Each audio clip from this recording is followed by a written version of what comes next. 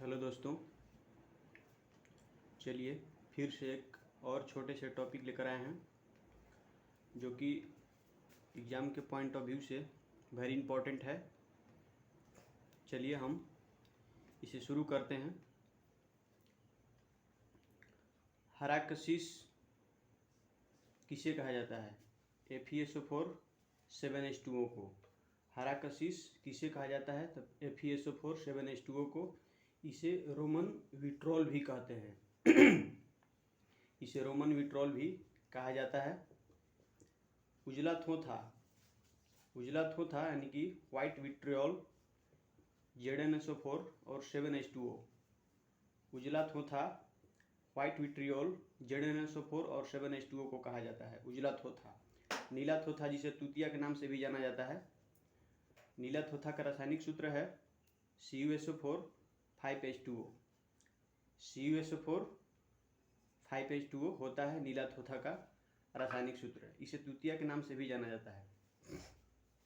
लाल थोथा, very important. लाल थोथा, red vitriol किसे कहा जाता है? तो CuSO4 7H2O को लाल थोथा कहा जाता है। चलिए एक और इसी में छोटा सा इम्पोर्टेंट टॉपिक है, प्रमुख उत्प्रेरक। जैसे कि अमोनिया गैस बनाने की हैबर विधि में किसका उपयोग किया जाता है? अमोनिया गैस बनाने की हैबर विधि में किसका उपयोग किया जाता है? तो Fe का चूर्ण यानी कि लोहे का चूर्ण का। वनस्पति तेलों से कृत्रिम घी बनाना, वनस्पति तेलों से कृत्रिम घी बनाना ये निकेल के द्वारा होता है। वनस्पति तेलों से कृत्रिम घी बनाना निकेल का इसमें यूज किया जाता है।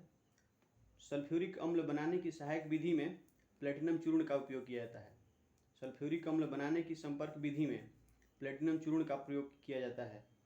एल्कोहल से ईथर बनाने की विधि में, एल्कोहल से ईथर बनाने की विधि में गरम एल्यूमिना का उपयोग किया जाता है। एल्कोहल से ईथर बनाने की विधि में गरम एल्यूमिना का उपयोग किया जाता है। क्लोरीन गैस बनाने की डिक्कन विधि में, क्लोरीन गैस बनाने की डिक्कन विधि में क्यूप्रिक क्लोराइड का उपयोग किया जाता है। क्लोरीन गैस बनाने की डिक्कन विधि में क्यूप्रिक क्लोराइड का उपयोग किया जाता है।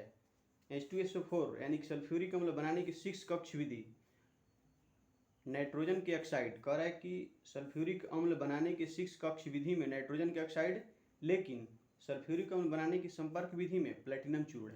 यदि संपर्क विधि पूछेगा तो प्लेटिनम चूर्ण होगा और 6 कक्ष विधि पूछेगा तो नाइट्रोजन का ऑक्साइड होगा। हेलो दोस्तों, इसे 2 से 3 बार जरूर देखिएगा क्योंकि ये एग्ज़ाम के पॉइंट ऑफ व्यू से वेरी इंपॉर्टेंट है और यही प्रश्न बार बार परीक्षा में आता है और ऑप्शन जब मिलता है तो हम सभी दोस्त घबरा जाते हैं। इसे 2 से 3 बार जरूर देखिएगा। Thank you very much.